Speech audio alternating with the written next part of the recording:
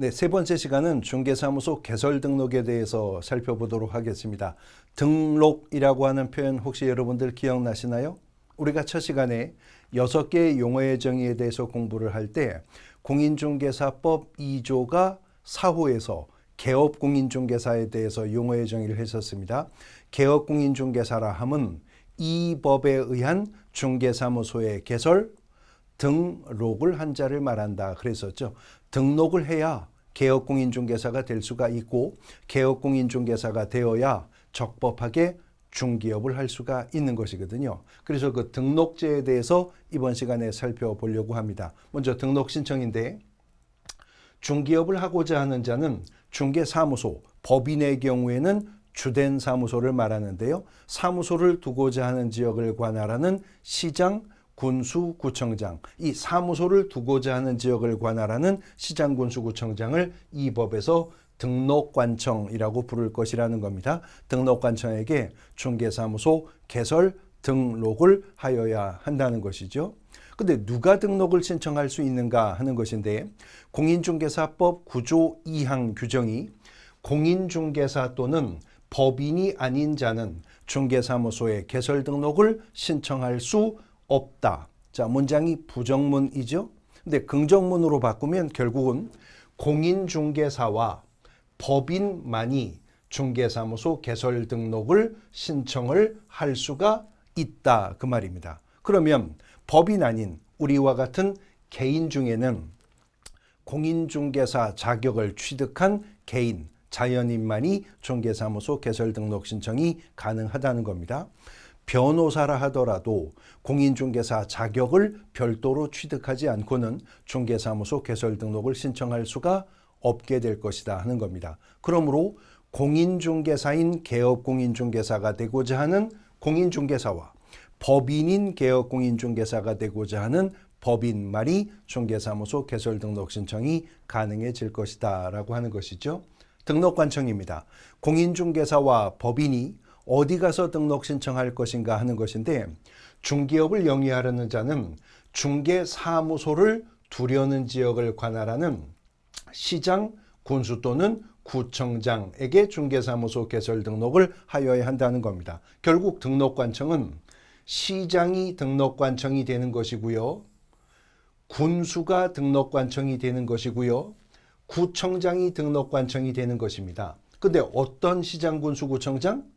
사무소를 두려고 하는 지역을 관할하는 자기가 사무소를 확보하려고 하는 지역을 소재지 기준으로 해서 시장, 군수, 구청장이 등록관청이 될 것이다 하는 거죠. 근데 문제는 시와 구는요. 시 안에 구가 있는 거죠. 근데 모든 시가 구를 가지고 있는 것은 또 아니거든요. 그러면 어떤 경우에는 시장이 등록관청이 되고 어떤 경우에는 구청장이 등록관청이 될 것인지는 입법자가 명백하게 구분해 주었어야 했겠죠. 그래서 등록관청이 될 수 있는 시장이란 구가 설치되지 아니한 시의 시장과 특별자치도 행정시 시장을 말한다라고 한 겁니다. 자, 특별자치도라고 하는 것은 대한민국에 하나밖에 없습니다. 저 남쪽에 멀리 떨어진 제주도죠. 네, 제주도도 제주 북쪽의 제주시든 제주 남쪽의 서귀포시든 두 시 모두 다 구가 설치되어 있지 않습니다. 그러니까 단순화하면 구가 없는 지역에서는 시장이 등록관청이고 구가 있는 지역, 분구가 되어 있는 지역이라면 그게 특별시든 광역시든 일반 대도시든 구만 있으면 구청장들이 등록관청이 될 것이다 라고 판단을 하시면 되겠습니다. 공인중개사와 법인이 등록 신청할 수 있다고 했죠. 그중에 공인중개사가 등록을 하기 위해서 확보해야 할 등록 기준은 두 가지입니다. 첫 번째는 실무교육을 받았어야 됩니다. 공인중개사 자격을 취득해서도 실무교육을 받았어야만 등록 신청이 가능한데 이 실무교육은 등록 신청일 전 1년 이내에 받아야 됩니다. 등록 신청일 전 1년 이내에 시도지사가 시행하는 실무교육을 받았어야 하는 것이고요. 두 번째는 중개사무소를 확보해야 되는데 이때 이 중개사무소는 건축물 대장에 기재된 공간으로 사무소를 확보할 것을 요구하고 있는 겁니다. 그 다음 두 번째, 법인이 등록을 신청할 때는 5가지의 등록의 기준을 확보해야 되는데 그 첫 번째는 그 법인은 상법상 회사이거나 아니면 협동조합 기본법에 따르는 협동조합에 속하는 법인이어야 하는데 사회적 협동조합은 등록을 안 해줍니다. 상법상 회사이거나 협동조합으로서 자본금은 5천만 원 이상이 되어야 한다는 거죠. 두 번째는 공인중개사법 제14조에 규정된 업무만 영위할 목적으로 설립된 법인이어야 하는데 공인중개사법 14조는 법인인 개업공인중개사에게 중개업과 경공매 관련 업무 외에 5가지 업무를 더 추가적으로 허용해 주고 있습니다. 딱 그것만, 만자가 있죠. 그것만 할 목적으로 설립된 법인이었어야 한다는 거죠. 세 번째는 법인의 대표자는 반드시 공인중개사이어야 하고요. 그 대표자를 제외한 임원이나 사원, 한명회사나 합자회사일 경우에는 무한책임사원의 3분의 1 이상은 공인중개사이어야 한다는 겁니다. 대표자는 반드시 공인중개사이어야 하고 대표자를 제외한입니다. 포함이 아니라 제외한 임원, 사원 중 3분의 1 이상은 공인중개사이어야 한다. 임원이 3명이라면 그중에 1명은 공인중개사 자격을 보유하고 있어야 한다는 거죠. 네 번째, 역시 대표자 임사원 전원이 실무교육을 받았을 것. 임사원 중 누구라도 실무교육 수료하지 않은 자가 있다면 그 법인은 등록받을 수가 없는 겁니다. 그리고 동일하게 건축물 대장에 기재된 공간의 사무소를 확보해야 된다는 거죠. 공인중개사가 앞서서 보신 2가지, 법인이 지금 보신 5가지의 등록의 기준을 확보를 해서 등록 신청했다면 등록관청은 등록 기준 등을 확인할 겁니다.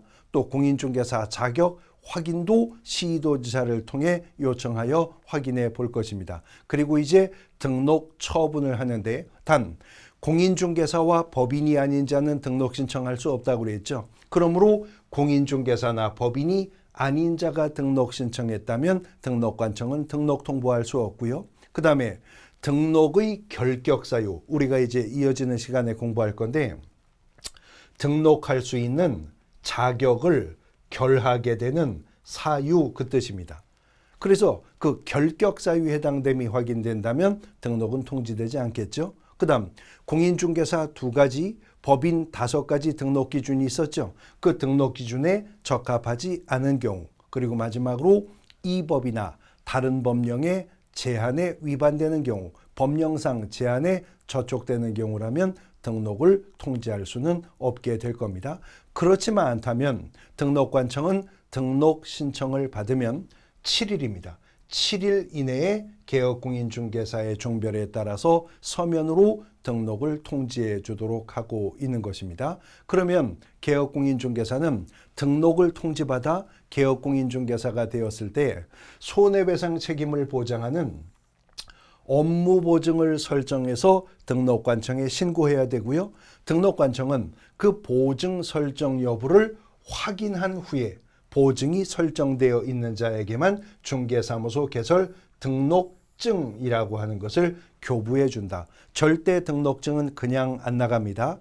등록관청에 등록 통지받은 개업공인중개사가 업무보증 설정에서 신고하면 보증 설정 여부가 확인되었을 때 그자에게 등록증을 교부하게 된다는 거죠. 그래야 이제 적법하게 개업공인중개사로서 중개 업무를 개시할 수가 있게 되는 것인데, 물론 업무 개시 전까지 중개행위에 사용할 인장도 등록되어 있어야 합니다만 그 인장 등록은 개업공인중개사뿐만 아니라 소속 공인중개사도 인장 등록의 대상이 되는 것이기 때문에 이 등록의 절차 속에서 우리가 공부하는 게 아니고 별도의 단원으로 뒤에서 이제 학습하시게 될 부분인 겁니다. 중개사무소 개설 등록에 대해서 살펴보셨습니다.